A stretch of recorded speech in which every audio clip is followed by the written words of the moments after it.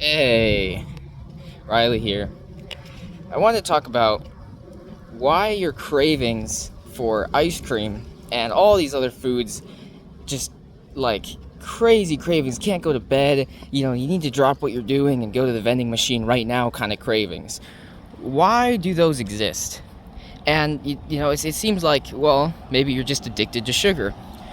That's part of the story, but your body's also addicted to water. So why maybe it's that your body's missing something it really needs. Remember that, back in the 60s or whatever, years ago, food used to have more nutrients in it before the soil got more depleted and before just more and more refining of the foods until a lot of the foods that exist are just highly processed.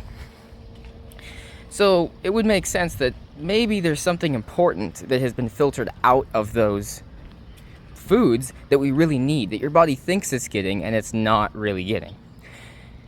Now, this is a very important concept, is seizures. Your body could have a seizure if you're low on glucose and if you're low on minerals, because both these things allow the body to send signals throughout the blood and just throughout the body, contract muscles, all that kind of stuff in the body.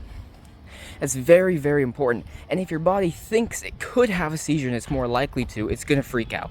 This doesn't mean that if you're craving like a bowl of Lucky Charms, you're going to have a seizure and you really need that sugar. It's probably not the case. It's that your body's freaking out way in advance and it thinks it's going to have to go hunt an animal or like forage for some fruit or something.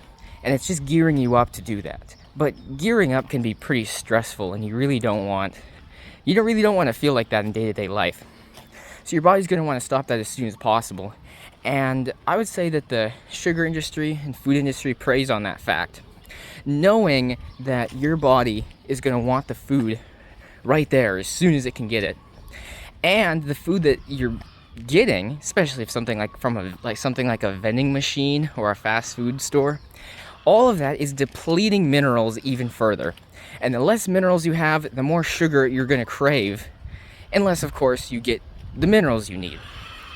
But you're going to crave that sugar because sugar doesn't last that long, and it doesn't protect your body for that long from what it thinks is a potential seizure.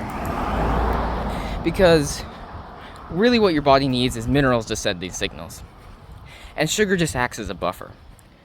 Now, how would you go about fixing this? I would recommend adding bone broth into your diet and adding more salt.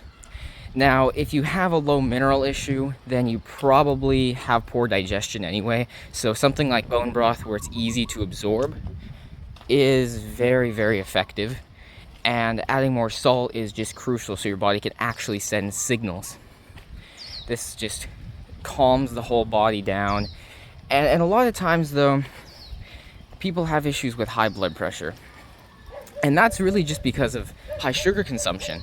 And they're only eating all that sugar because they have low minerals. And low minerals are generally caused by low blood pressure.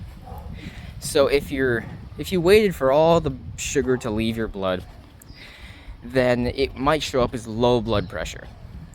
So really, that low blood pressure would be an indication of low minerals. And you need to make sure that these are kept in check, because it will stop your cravings a lot. Also, you could salt your food a lot more, but make sure you don't have high blood pressure problems, although high blood pressure generally is caused by toxins in the blood and too much glucose. So maybe take care of those first. And of course, I'm not a medical professional. Do not take any of my advice. Take this all with a grain of salt, pun intended.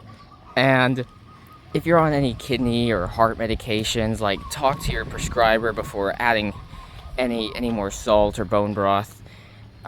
Just talk to your doctor regardless before you do anything, and just take this all as a way of opening your mind to what the possibilities could be of fixing your situation. All right, that's it for me.